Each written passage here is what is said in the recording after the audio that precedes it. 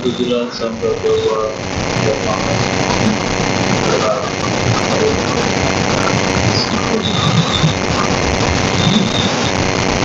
berusaha bisa siapa tahu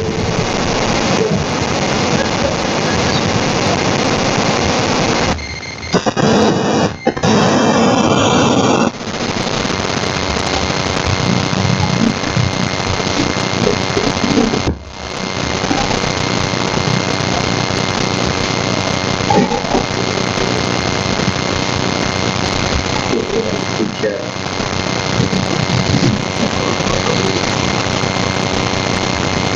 para bapak ibu saudara-saudari yang berbahagia. Selamat malam.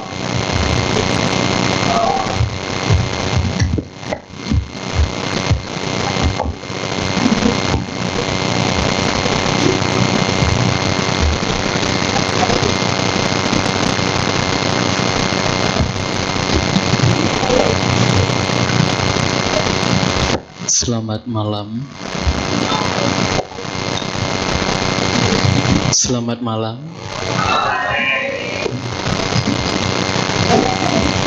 Satihotu Namo Buddhaya.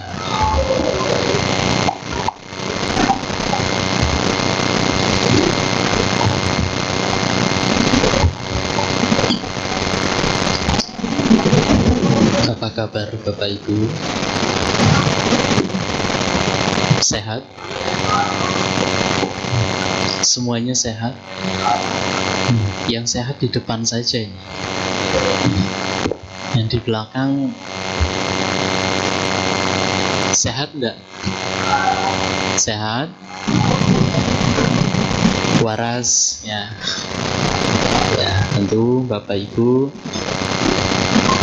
sehat adalah harapan kita semua. Karena kesehatan atau sehat adalah satu kondisi batin atau jasmani kita.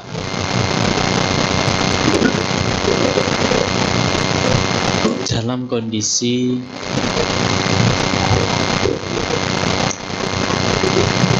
bugar, ya, dalam kondisi baik, sehingga dengan kondisi sehat yang kita miliki, banyak hal yang bisa kita lakukan. Tentu semuanya karena pada malam hari ini sehat. Oleh karena itu, pada malam ini bisa datang secara langsung hadir di tempat ini. Coba seandainya Bapak Ibu tidak sehat, kira-kira bisa enggak Bapak Ibu datang ke wihara? Datang langsung? Tentu tidak bisa. Dan masih banyak yang bisa dilakukan. Mungkin kalau diberikan contoh datang ke wihara, kurang begitu menarik. Namun coba Bapak Ibu, kalau Bapak Ibu sehat, semuanya sehat, banyak yang bisa dilakukan. Contohnya apa Bapak Ibu? Bisa jalan-jalan, bisa jalan-jalan ke mall, atau bisa liburan. Tentu liburan ke tempat-tempat wisata, tempat-tempat menyenangkan, tetap tempat-tempat yang indah, atau pergi jalan-jalan ke mall, akan terasa senang, terasa gembira apabila kita juga sehat. Coba Bapak Ibu, kondisi fisiknya tidak sehat,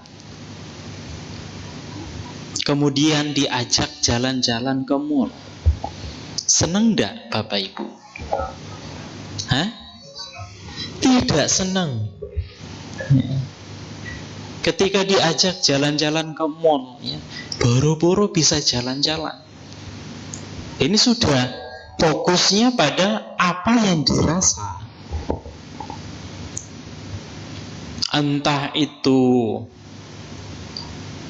tidak enak karena merasa badannya menggigil, demam, sakit kepala. Nah, ini biasanya kalau sakit kepala ya obatnya jalan-jalan ke mall ya. Ya.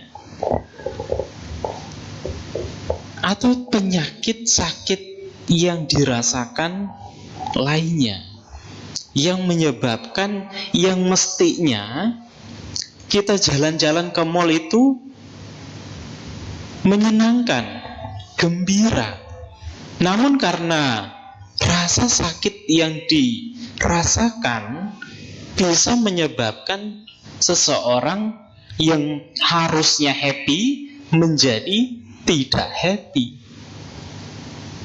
Begitu pula pergi jalan-jalan ke tempat wisata, apalagi sampai menginap, ya,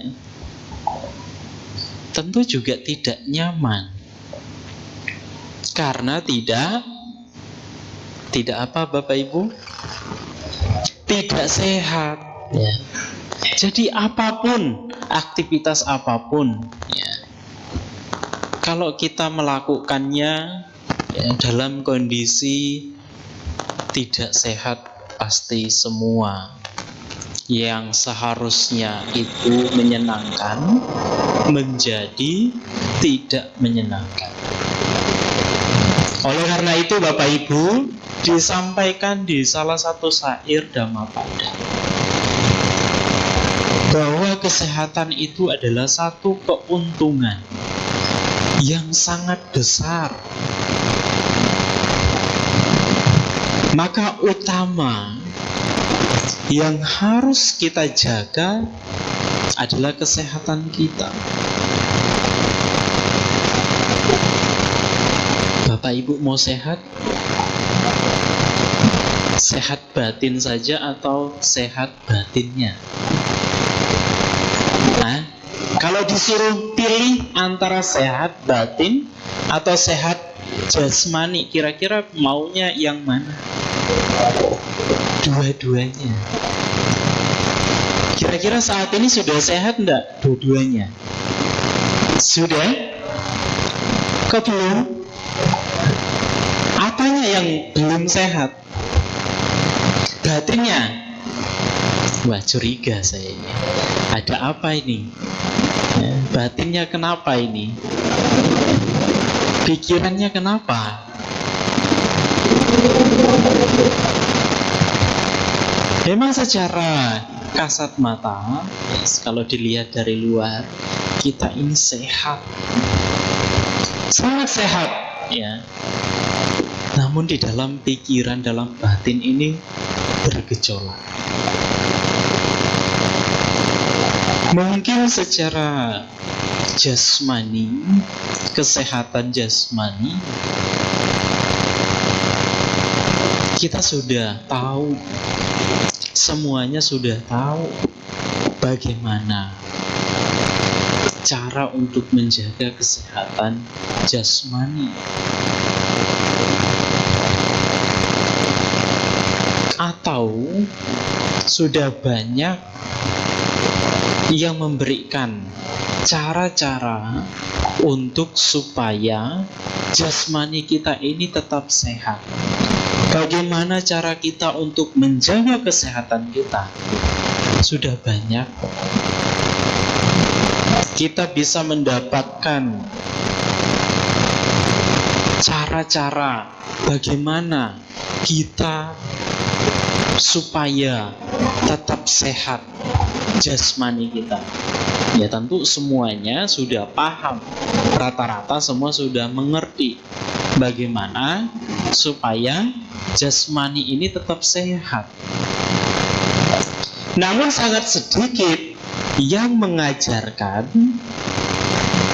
bagaimana supaya pikiran kita ini tetap terjaga, tetap sehat. Betul? Betul enggak Bapak Ibu? Oleh karena itu, di dalam Dhamma, karena Sang Buddha Guru Agung ya tentunya sudah mengerti, sudah paham dengan jelas bahwa yang mengajarkan bagaimana supaya batin kita ini tetap terjaga, pikiran kita ini tetap terkendali, sangat jarang yang mengajarkan. Oleh karena itu,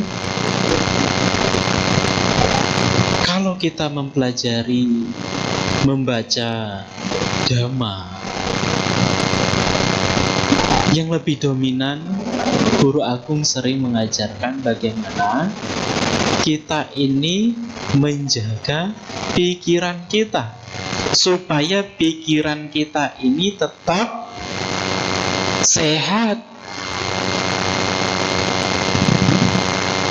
Apa ciri-ciri pikiran tidak sehat? Batin tidak sehat. Bapak Ibu kira-kira sadar enggak saat ini? Kira-kira ya, batinnya sudah mulai membaik atau masih sama saja? Atau sudah sehat? Ada yang sudah sadar?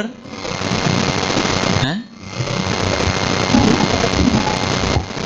Sudah? Sudah belum? Sudah? Luar biasa. Yang lain? Sudah belum? Lagi meditasi atau ngantuk? Ada satu analogi Bapak, ya, orang gila akan sulit sembuh apabila tidak menyadari dirinya sedang gila.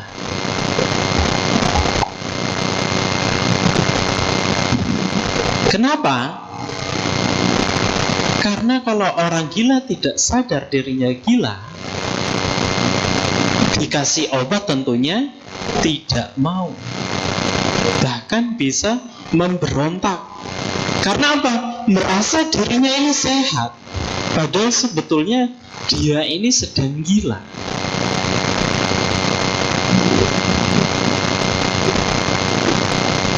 Maka ketika orang gila tidak sadar dirinya gila, akan sangat sulit untuk bisa sembuh. Namun sebaliknya, ketika orang gila tahu dirinya ini sedang gila, stres, maka tentu orang gila yang kedua ini akan sangat mudah sembuh, karena tahu dirinya ini sedang gila. Karena tahu dirinya ini gila, maka dia ini tentunya merasa butuh obat untuk dikonsumsi. Maka ketika dirawat, ya dia mau, karena memang dia merasa dirinya ini tidak beres. Betul nggak Bapak Ibu? Nah, kita pun sama Bapak Ibu. Kalau kita merasa diri kita ini sehat, ya, tidak sakit, ya, terkhusus, ya, sehat batin. Kalau kita merasa batin kita ini baik-baik saja, maka nasihat Dhamma sebanyak apapun Dhamma yang didengarkan tidak akan mempan, karena merasa dirinya ini tidak gila, merasa dirinya ini sehat. Oleh karena itu, sebanyak apapun dia mendengarkan Dhamma, dia mempelajari Dhamma, dia tidak akan pernah sadar. Namun berbeda dengan orang yang merasa dirinya ini, batinnya ini butuh asupan Dhamma, pemahaman Dhamma, butuh Dhamma untuk menyehatkan pikiran. Maka walaupun sedikit mendengarkan Dhamma, sedikit memahami Dhamma, namun bisa dicerna, bisa dimengerti, bisa dipraktekkan, maka dia bisa sembuh dengan cepat. Yang pertama, Bapak Ibu, sama halnya seperti orang yang belajar Dhamma banyak, mengerti Dhamma banyak, bahkan menghafal suta-suta, mengerti Abhidhamma, namun satu pun tidak pernah dipraktikkan. Apakah orang seperti ini bisa sadar? Bisa enggak? Tidak bisa. Kalau hanya sekedar pemahaman namun tidak dipraktikkan, bahkan lebih parahnya, orang seperti ini terkadang menggunakan pemahaman pengetahuannya untuk merendahkan orang lain, untuk mengkritik orang lain, untuk mencari-cari kesalahan orang lain, karena merasa dirinya ini mengerti banyak Dhamma. Sehingga apa? Ketika seseorang melakukan kesalahan, selalu dikait-kaitkan bahwa ini tidak sesuai dengan Dhamma, tidak sesuai dengan Winaya. Namun dia sendiri lupa, dia tidak pernah mempraktikkan apa yang dipelajari. Ada yang seperti itu enggak, Bapak Ibu? Ada? Ada enggak? Ada ya. Kalau di dalam Dhamma ada perumpamaannya juga. Orang seperti ini diumpamakan seperti kebiasaan tikus, ya, seekor tikus. Seperti seekor tikus yang suka menggali lubang. Namun lubang yang digali ini tidak pernah ditinggali.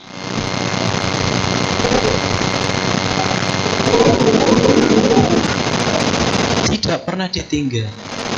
Dia menggali lubang banyak di mana-mana, namun satu pun tidak pernah ditinggal. Nah, ini Sang Buddha mengumpamakan orang seperti ini seperti tikus yang suka menggali lubang, namun tidak pernah tinggal di dalam lubang. Seperti apa, Bapak Ibu? Seperti orang yang belajar banyak Dhamma, namun tidak pernah mempraktikkan Dhamma. Dan yang kedua, seperti halnya orang yang senang menggali lubang dan juga lubang yang digali ini selalu ia tempati. Seperti halnya seseorang yang tahu dirinya batinnya tidak baik-baik saja, membutuhkan dhamma untuk menyehatkan pikiran, menyehatkan batin, maka dia merasa butuh dhamma, sehingga dia belajar banyak dhamma, bukan untuk tujuan merendahkan orang lain, bukan tujuan untuk mengkritik orang lain, namun tujuan untuk dipraktikkan sendiri. Memahami apa yang dipelajari, kemudian direnungkan dan dipraktikkan. Jadi kalau disuruh milih, Bapak Ibu mau yang mana? Yang pertama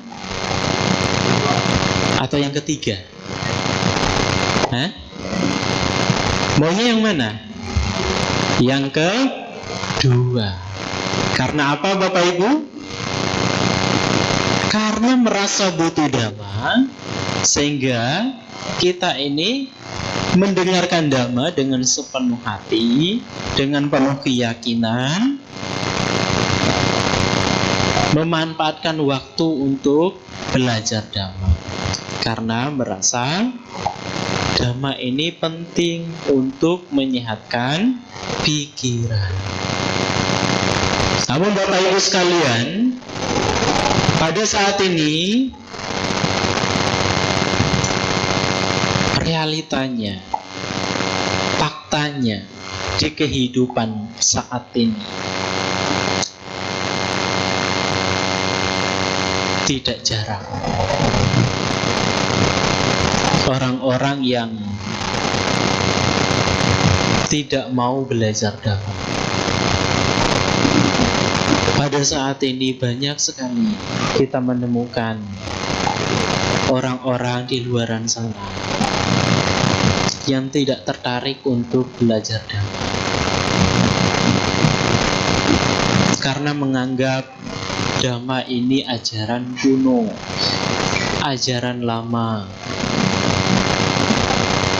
tidak bisa digunakan, dipakai di zaman modern seperti saat ini.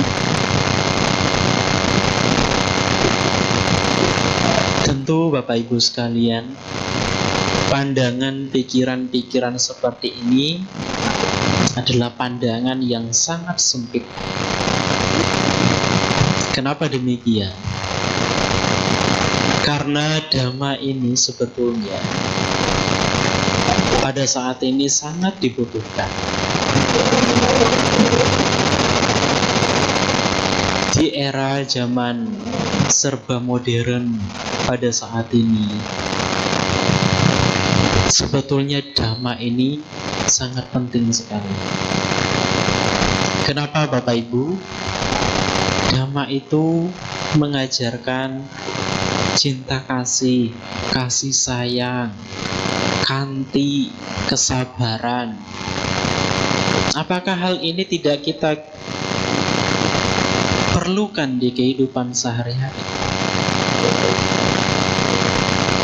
Perlu enggak Bapak Ibu? Perlu? Oke, mungkin orang-orang menganggap bahwa dhamma ini tidak relevan dengan kehidupan saat ini. Mungkin orang-orang yang berpandangan demikian, bahwa dhamma ini tidak relevan di kehidupan saat ini, sehingga banyak yang melakukan kejahatan tidak sesuai dengan dhamma. Pada saat ini hampir setiap hari, kalau Bapak Ibu sering melihat berita di media cetak atau di televisi, di berita-berita, mungkin Bapak Ibu sering melihat, mendengar banyak kasus-kasus yang terjadi. Kasus-kasus pembunuhan, menghilangkan nyawa manusia, pencurian, asusila, menipu satu sama lain. Banyak enggak Bapak Ibu? Banyak enggak? Apakah dengan kasus-kasus seperti ini kemudian kita ini menjadi tenang, menjadi senang? Senang enggak Bapak Ibu? Tidak.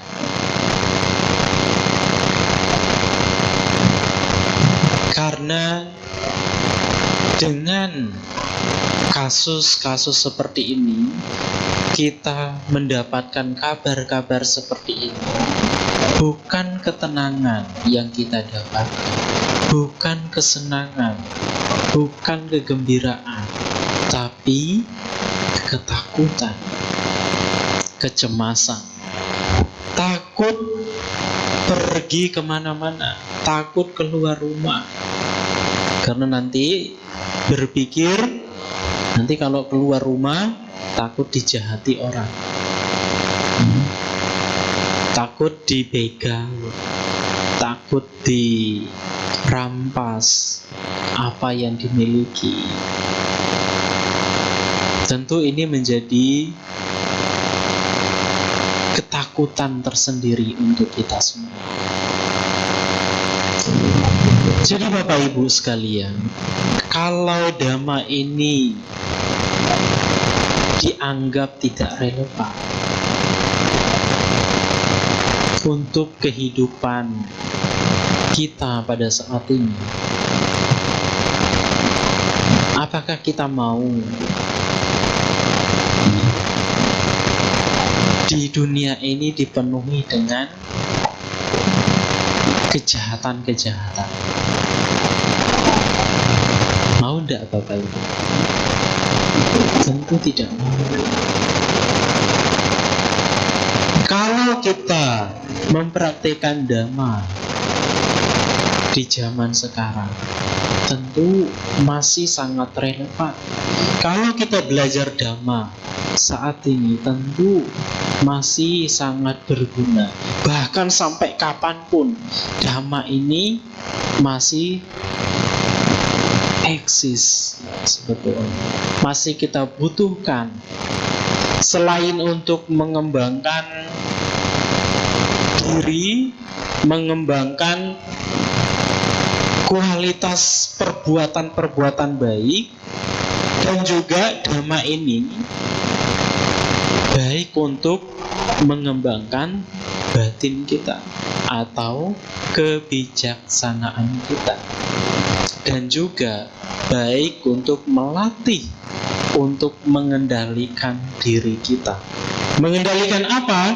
Mengendalikan dari perbuatan-perbuatan jahat, mengendalikan ucapan, mengendalikan tindakan perbuatan kita, dan juga mengendalikan pikiran. Coba Bapak Ibu ya dibayangkan, kalau tidak memiliki pengendalian dalam ucapan, ada yang senang? Atau mungkin Bapak Ibu dikata-katain ya, senang enggak? Ada orang yang berkata kasar kepada Bapak Ibu, senang enggak Bapak Ibu? Ada yang senang? Angkat tangan. Ada? Jelas tidak ada yang suka, tidak ada yang senang. Oleh karena itu Bapak Ibu, karena kita ini tentu merasakan tidak nyaman, tidak senang ketika ada orang yang mencaci maki kita, berkata-kata kasar kepada kita, maka sebaliknya kita juga harus merenungkan, berpikir bahwa saya juga tidak sepatutnya berkata-kata kasar kepada orang lain. Masa iya kita merasa tidak senang kalau dikata-katain ya, kemudian kita malah senang mengata-ngatai orang lain? Apakah itu bentuk dari kebijaksanaan kita? Apakah itu yang kita dapatkan selama ini ya? dengan belajar dhamma. Betul enggak Bapak Ibu? Begitu enggak Bapak Ibu? Kira-kira Bapak Ibu lebih senang mana? Dikata-katain atau ngatain orang? Hah? Mana yang lebih senang? Hah? Tidak dua-duanya. Bagus. Jadi Bapak Ibu sekalian, kalau tidak mau dikata-katain, ya, dilontarkan kata-kata kasar oleh orang lain, maka kita pun juga demikian. Karena apa? Kita ini tahu bahwa ada hukum sebab dan akibat. Ketika kita suka, senang melontarkan kata-kata kasar kepada orang lain, maka di kemudian hari kita juga jangan kaget ada yang memarahi kita, mengeluarkan kata-kata kasar kepada kita, bukan malah menyalahkan orang lain. Justru kita ini mengintrospeksi diri, melihat ke dalam diri. Wah, kenapa ini? Kok tiba-tiba saya dicaci maki? Kenapa bisa? Ya karena mungkin di masa lalu kita juga pernah melakukan hal yang sama. Jadi kalau kita merasa tidak nyaman diperlakukan seperti itu, maka kita pun juga jangan memperlakukan orang seperti itu. Begitu pula kalau disakiti secara fisik, jasmani, ya tentu semua orang tidak mau, tidak suka. Karena kita paham hukum sebab dan akibat, maka kita pun juga harus berupaya untuk menghindari tindakan-tindakan perbuatan yang sifatnya menyakiti makhluk apapun. Paham ya Bapak Ibu? Begitu pula dengan pola pikir kita, juga kita harus tetap menjaga pikiran kita.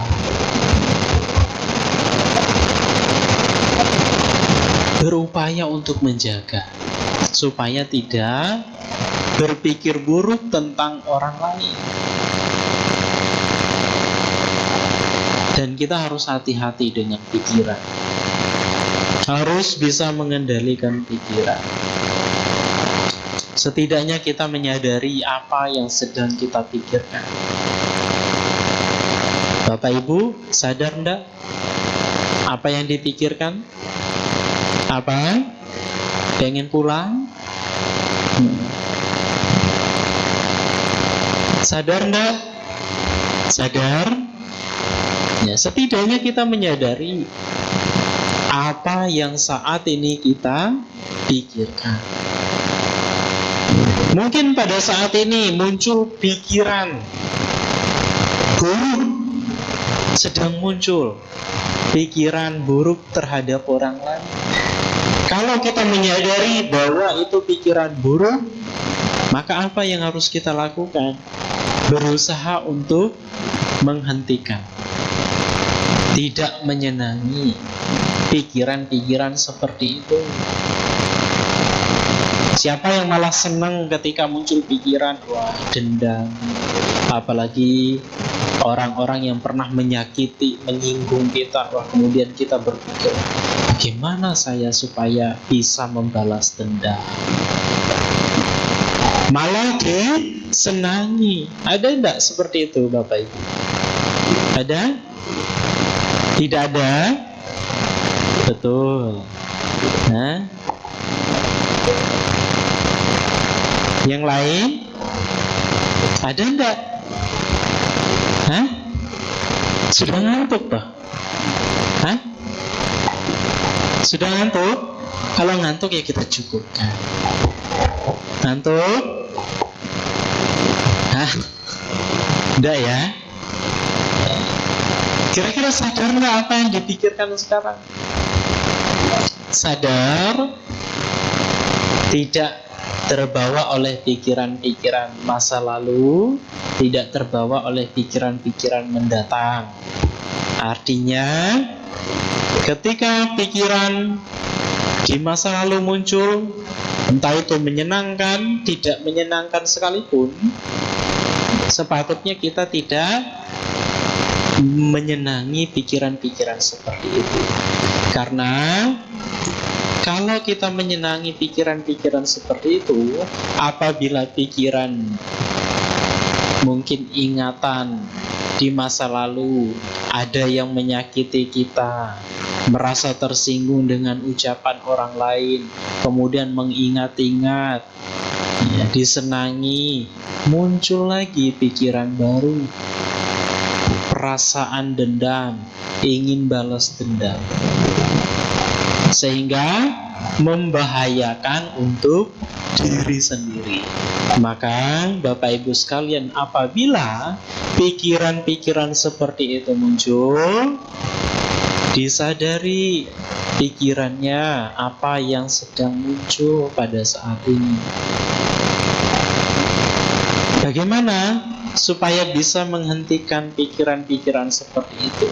Berlatih untuk selalu sadar setiap saat, atau bahasa kerennya mindfulness. Sadar pada saat ini. Saat ini sadar bahwa sedang duduk mendengarkan dhamma, pasang telinganya baik-baik, mendengarkan. Jangan malah memikirkan apa yang mendatang, yang akan datang. Memikirkan nanti setelah ceramah, saya mau keluar, langsung pergi ke mall. Nanti selesai ceramah, saya mau pergi, langsung keluar, jalan-jalan, santai-santai di kafe. Ya, kalau kita berpikiran seperti itu, ya artinya kita terbawa oleh pikiran-pikiran yang akan datang. Tidak mindfulness, tidak berkesadaran. Ya, boleh kita juga merencanakan di masa mendatang, namun tidak untuk kita pikirkan terus-menerus. Oke, itu menjadi rencana kita. Ya sudah, nanti setelah puja bakti, ya nanti makan-makan dulu baru pulang. Ya sudah, jangan dipikirkan lagi. Nanti ketika mendengarkan dhamma, malah dipikirin terus. Ya, ini kok ceramahnya lama sekali. Ya, ini rencananya tadi jam 6, mau makan-makan dulu, ini sudah jam 7. Nah, belum selesai. Apa yang muncul kira-kira? Kesel. Ya. Keselnya ke siapa? Ke saya, nanti malah bahaya. Ya. Jadi kalau kita terbawa oleh pikiran masa lalu atau masa mendatang, ya itu bisa membahayakan untuk diri kita sendiri. Akan bisa memunculkan rasa kesel, kecewa. Sang Buddha pun juga berpesan kepada kita untuk selalu berusaha pada saat ini juga. Karena kita tidak tahu besok atau nanti kematian tiba. Tak sepatutnya kita mengenang sesuatu yang sudah berlalu. Juga tak sepatutnya kita mengharapkan sesuatu yang akan datang. Karena hidup ini tidak pasti. Yang pasti apa Bapak Ibu? Kematian. Mungkin saja setelah ini tiba-tiba kita meninggal. Siap enggak Bapak Ibu? Belum siap. Kira-kira apa yang menyebabkan ketidaksiapan untuk menerima kematian? Anak-anak masih kecil, nanti takut tidak ada yang rawat.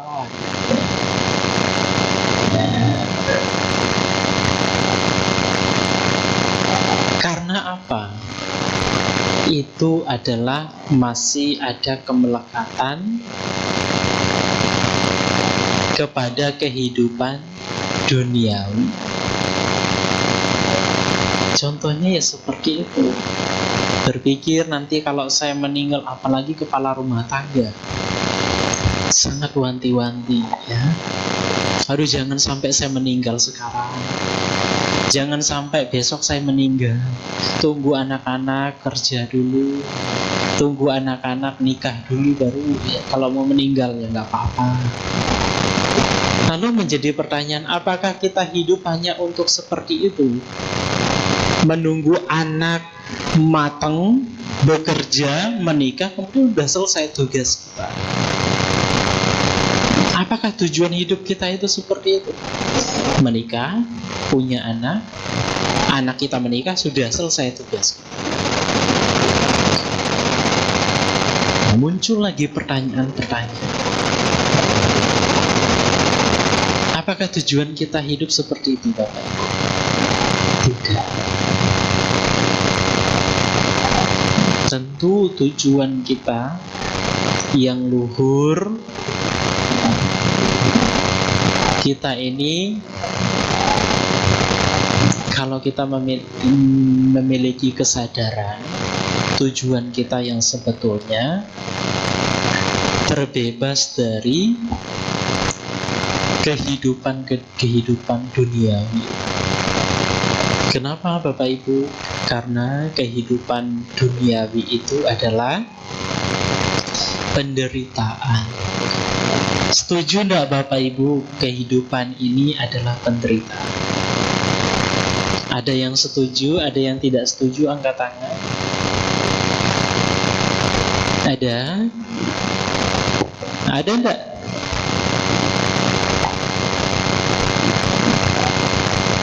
Kehidupan ini adalah penderitaan. Keduniawian, kehidupan keduniawian, apabila kita melekat dengan kehidupan duniawi, itu adalah penderitaan. Artinya akan membawa pada penderitaan. Tentu dalam hal ini banyak yang tidak setuju. Ya, kalau kita memberikan pernyataan bahwa hidup ini adalah penderitaan, karena tentu banyak orang yang mempunyai pandangan-pandangan bahwa kehidupan ini sebetulnya adalah berkah. Berkah karena di mana di kehidupan ini kita bisa menikmati kesenangan-kesenangan. Seperti apa kesenangan-kesenangan itu? Menikmati hidup dengan berfoya-foya, menikmati hidup dengan ingin memuaskan nafsu, keinginan. Apa itu orang-orang menganggap kesenangan bahwa hidup ini adalah berkah? Karena orang-orang menganggap bertemu dengan orang yang dicintai ya, adalah sangat menyenangkan, adalah berkah. Bapak Ibu bertemu dengan pasangannya, senang enggak? Hati-hati loh menjawab, jangan sampai bilang tidak senang. Hati-hati, jangan sampai bilang menyesal ya. Kalau awal-awal ketemu ya, kira-kira merasakan senang atau tidak senang? Senang. Mungkin kalau merasa tidak senang, tidak jadi nikah sekarang. Karena merasakan kesenangan bertemu dengan pasangannya, apalagi yang masih muda-muda. Kira-kira ketika ketemu pacarnya sebelum pacaran, Ada rasa yang menyenangkan enggak? Ada enggak? Ada? Ada. Oleh karena itulah yang salah satu faktor yang bisa menyatukan pada saat. Karena ada merasa senang, gembira. Kalau di dekat-dekat dia ini kok rasanya senang, happy sekali.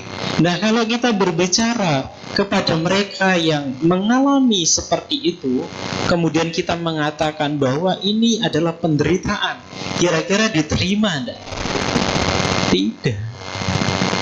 Akan sulit diterima. Ada lagi kita berkata, mengatakan, memberikan pernyataan seperti itu kepada orang-orang yang kalau di dunia ini apa-apa bisa dimiliki, bisa dicapai, bisa didapatkan dengan mudah. Kemudian kita mengatakan hidup ini adalah penderitaan. Kira-kira diterima enggak? Akan ditolak. Karena apa? Menganggap bahwa ini adalah berkah. Apalagi hidup makmur, merasa bahwa apa yang diinginkan ini bisa didapatkan dengan mudah. Pengen jalan-jalan mudah, gampang. Dan ini adalah harapan kebanyakan orang. Hidup di dunia ini ya punya banyak uang yang banyak, punya rumah yang mewah, punya kendaraan yang mewah. Nah, kalau kita berkata bahwa mengatakan bahwa hidup ini penderitaan, akan sulit diterima. Oleh karena itu, Bapak Ibu, salah satu alasan kenapa Dhamma itu dikatakan melawan arus.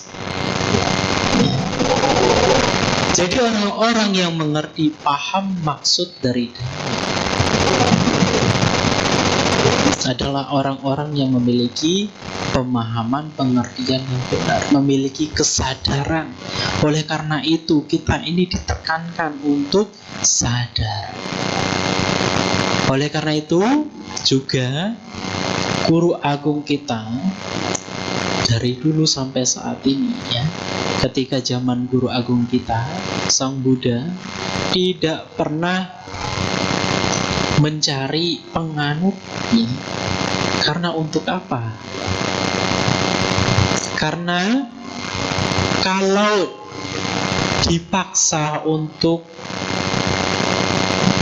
diajak belajar Dhamma, akan sulit untuk menerima, akan sulit untuk diterima kalau tidak dari kesadaran sendiri.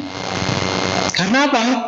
Melawan arus, menganggap pada umumnya bahwa kehidupan ini adalah berkah. Namun kalau secara pandang Dhamma, hidup ini adalah penderitaan. Apakah tidak melawan arus, Bapak? Sangat melawan arus. Oleh karena itu kita membutuhkan kesadaran. Maka tidak heran, ya, kok kenapa para Bante, para biku, para romo, pandita tidak agresif mencari pengikut supaya umat Buddha ini tambah banyak? Tidak seperti itu, Bapak. Akan sulit. Percuma banyak umat Buddha namun tidak mengerti maksudnya, tidak paham, tidak sadar. Karena pada umumnya, apalagi pada saat ini, kita ini sangat mudah terpengaruh, ya, sangat mudah tertarik, ya. Karena kita ini juga sangat mudah tertarik oleh hal-hal yang sifatnya instan, mudah. Ya, karena kalau di dalam Dhamma ini kita tidak diajarkan untuk, tidak diberikan pemahaman bahwa Dhamma ini, ya, dengan kita pengikut sebagai agama Buddha, kemudian kita bisa mencapai pencerahan. Tidak. Di dalam Dhamma kita selalu diajarkan untuk bisa menjadi orang luhur, menjadi orang suci, harus berjuang, berusaha, yang gigih, yang konsisten.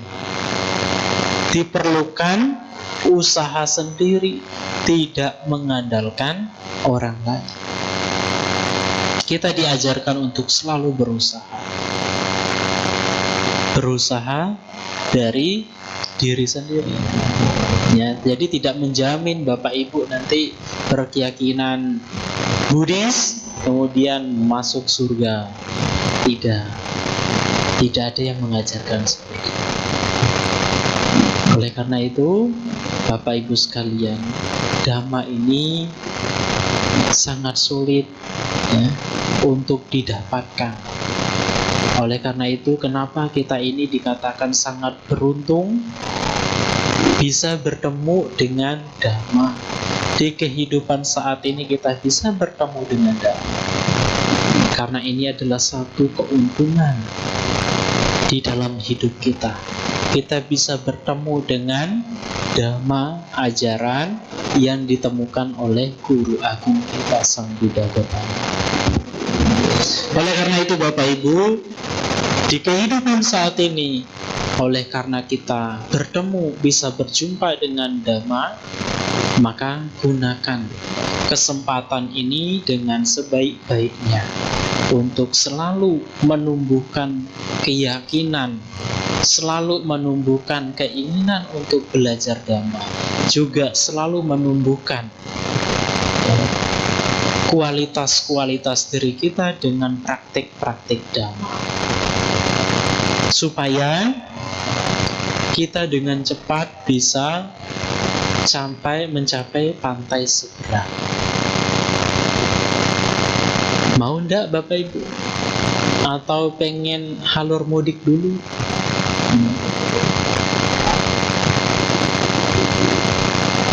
Namun pada kenyataannya pengen halur mudik dulu ya. Betul ndak? Betul? Ayo ngaku ya.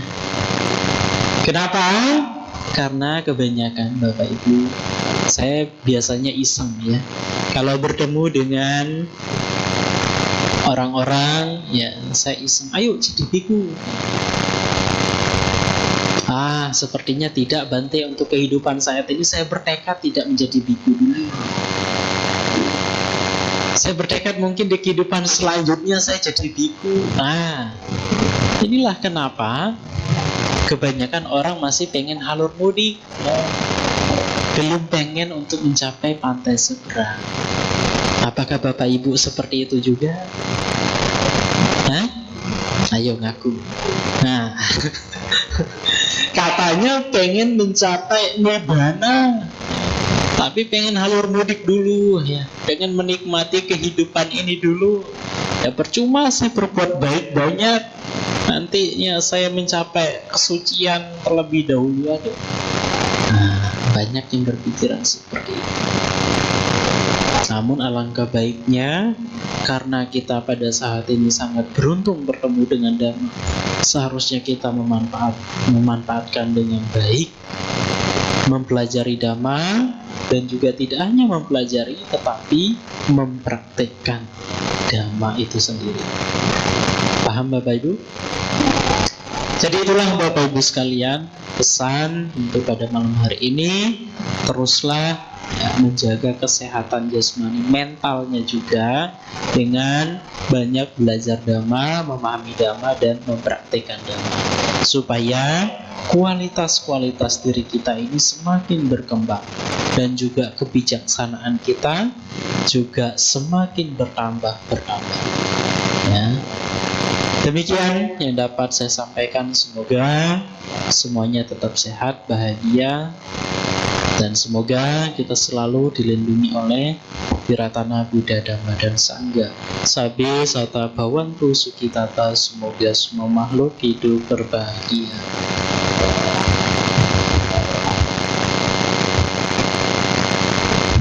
Bapak Ibu, demikianlah Dhamma Desana yang telah disampaikan oleh Yang Mulia Bhante Tita Silo.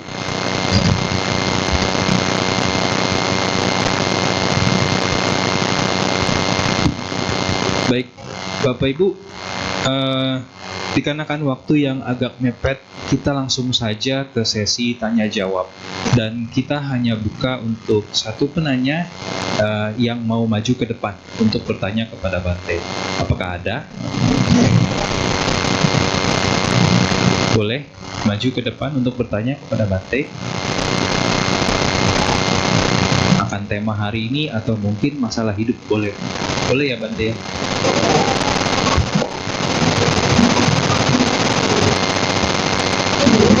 Baik, saya hitung 1, 2, 3. Oke. Boleh, silakan Pak. Di hitungan ketiga langsung muncul. Boleh Pak sebutkan nama. Malam Bante, saya dengan Hari. Ini mau nanya aja, karena tadi Bante sempat ngomong ada nggak yang mau jadi biku? Ya, pertama, seandainya kita mau jadi biku tapi dilarang sama orang tua. Yang pertama. Terus yang kedua, kalau misalnya boleh dijawab yang satu ini dulu nggak Bante? Jawab yang satu ini dulu. Seandainya jika orang tua menolak kita jadi biku, gimana? Soalnya ada dua pertanyaannya. Ini kalau misalnya kita ikutin, terus kita punya pemikiran tunggu orang tua meninggal dulu baru kita jadi biku. Yang kedua ini termasuk karma buruk atau enggak? Karena tidak mengikuti orang tua dan bisa dibilang gak berbakti gitu. Itu aja nanti. Terima kasih ya.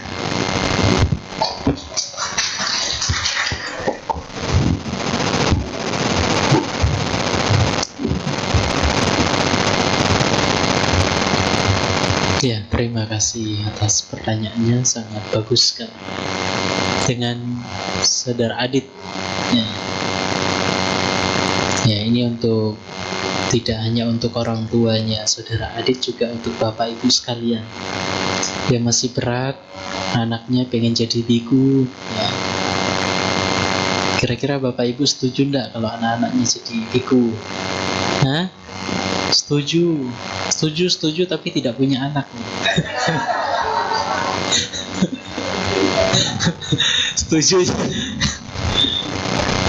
Setujunya lihat anak orang lain jadi biku. Ya, jadi Bapak Ibu sekalian, untuk pertanyaan, kalau misalkan ada yang pengen jadi biku, kemudian yang menjadi sulit untuk bisa menjadi biku, salah satunya karena tidak diizinkan oleh orang tua. Ya, memang dalam persyaratan untuk menjadi biku ada beberapa persyaratan untuk dipenuhi. Ya, salah satunya itu adalah persetujuan dari orang tua. Jadi kalaupun orang tua tidak setuju untuk menjadi biku, ya dari sangga pun tidak bisa menerima untuk menjadi biku, ya, kecuali mendapatkan persetujuan dari orang tua. Jadi kalau kita memaksa pun, ya itu tidak bisa. Apalagi ada juga kasus, ya, mungkin sebelum-sebelumnya karena pengen jadi biku memalsukan tanda tangan orang tua. Akhirnya juga untuk menjadi biku ya tidak nyaman. Ya. Jadi yang perlu adalah utamanya persetujuan dari orang tua. Lalu bagaimana cara kita? Apakah menunggu orang tua meninggal dulu, ya, untuk menjadi biku? Ya, apakah ini adalah karma buruk? Ya, kalau memang sangat sulit untuk bisa menjadi biku, ya, sampai kita meminta izin beberapa kali pun dengan cara apapun tidak diperbolehkan, tidak diperkenankan. Ya kalau kita berpikiran untuk ya supaya tidak membuat orang tua kecewa, untuk sementara ditunda dulu, ya untuk berpikiran menunggu meninggal dulu, ya kita sebetulnya tidak melakukan satu tindakan yang fatal, ya, atau dikatakan tidak melakukan perbuatan buruk, asalkan tidak mengondisikan orang tua cepat meninggal. Ya kalau memang sangat sulit ya untuk mendapatkan izin, ya daripada kita juga membangkang melawan orang tua, ya cara terakhirnya ya memang demikian. Namun kalau memang kita pengen jadi biku, ya sebetulnya pengen jadi biku lebih bagus ketika orang tua masih ada. Ya kalau memang betul pengen jadi biku, ya berikan pemahaman kepada orang tua. Ya kenapa pengen jadi biku, manfaat jadi biku, ya, kenapa harus menjadi biku? Ya memberikan pemahaman secara perlahan. Nah juga tidak dipaksa juga. Ada juga, ya bahkan sampai sekarang bantainya masih ada. Dulu orang tuanya tidak mengizinkan, bahkan dulu bukan Buddhis. Ya. Saya mendengarkan, ya dulu bagaimana perjuangannya karena saking pengen jadi biku. Nah karena bukan dari keluarga Buddhis, maka untuk mendapatkan izin dari orang tua sangat sulit.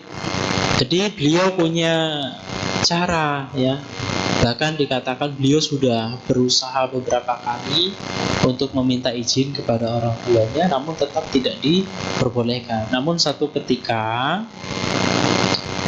beliau memberikan alasan yang sangat luar biasa. Beliau memberikan pemahaman kepada orang tuanya, khususnya kepada ibunya. Untuk menjadi biku, ya saya kurang lebih seperti inilah.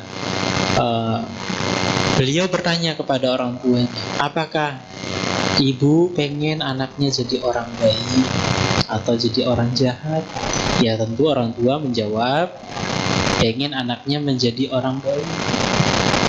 Oke, kalau memang ibu pengen anaknya saya jadi anak yang baik, nah untuk menjadi biku bukan menjadi orang jahat, namun menjadi orang baik. Nah apa salahnya kalau saya menjadi biku?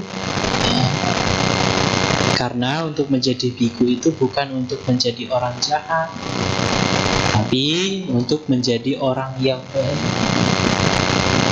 Terkadang banyak juga alasan-alasan kenapa orang tua tidak memperbolehkan anaknya nanti tidak boleh menikah, tidak berbakti kepada orang tua. Nanti kalau menjadi biku siapa? Nanti lupa dengan orang tua, tidak mengurus orang tua. Ya justru dengan menjadi biku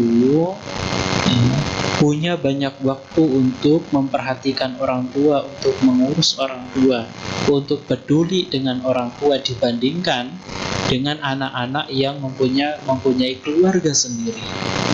Ya, kebanyakan anak-anak yang punya keluarga sendiri malah lebih fokus dengan keluarganya sendiri. Namun jadi biku, ya kan hidup sendiri, tidak menikah.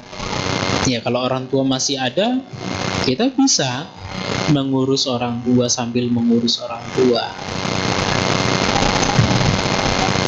Bahkan waktu untuk orang tua lebih banyak ya dibandingkan anak-anak yang tidak menjadi biku, karena lebih fokusnya pada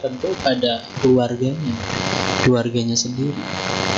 Ya, jadi ya, untuk ketika kita pengen jadi biku kemudian tidak diperkenankan, tidak diperbolehkan oleh orang tua, ya caranya memberikan pemahaman secara pelan-pelan, ya tidak memaksa juga, ya, secara perlahan memberikan gambaran-gambaran seorang biku itu bagaimana, Kenapa pengen jadi biku? Nah, seperti mungkin bisa dicontoh alasan yang tadi, ya. Karena pengen jadi biku kan bukan jadi orang jahat, namun jadi orang baik. Kira-kira orang tua pengen anaknya jadi orang baik atau orang jahat? Kalau jadi biku kan jelas akan jadi orang baik. Dan nanti kalau tidak jadi biku, belum tentu nanti bisa jadi baik atau buruk. Kalau ini kan memilih jalan jadi orang baik, jelas-jelas menjadi orang baik. Ya, sudah terjawab dua-duanya?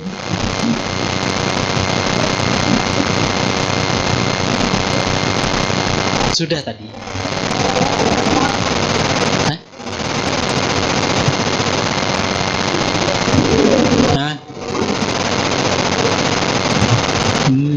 gak boleh. Tapi kemudian kita belum mendapat izin, orang tua sudah mengatakan tidak boleh, kemudian orang tua meninggal. Hah? Udah pikun. Maksudnya bagaimana?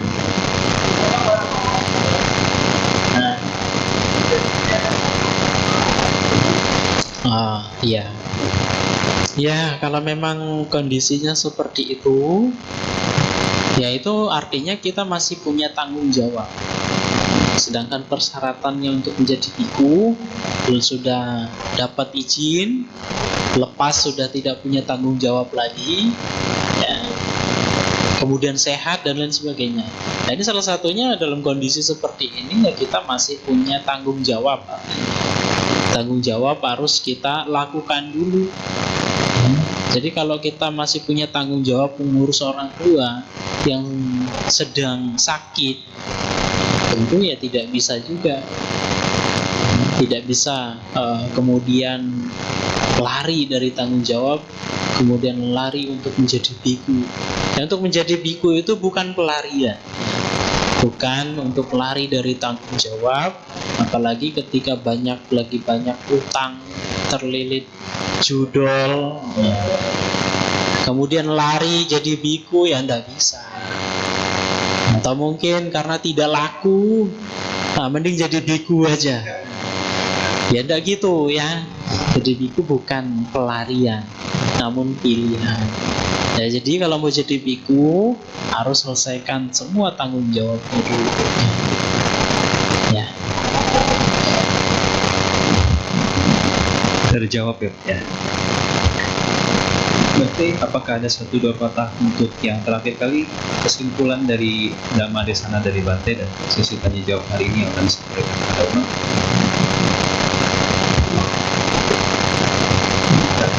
Oke, Bante. Baik, dengan demikian selesailah sesi tanya jawab dan juga Dhamma Desana yang telah disampaikan oleh Yang Mulia Bante Titasilo. Marilah Bapak Ibu kita bangkit berdiri. Yang Mulia Bante akan meninggalkan Dhammasala.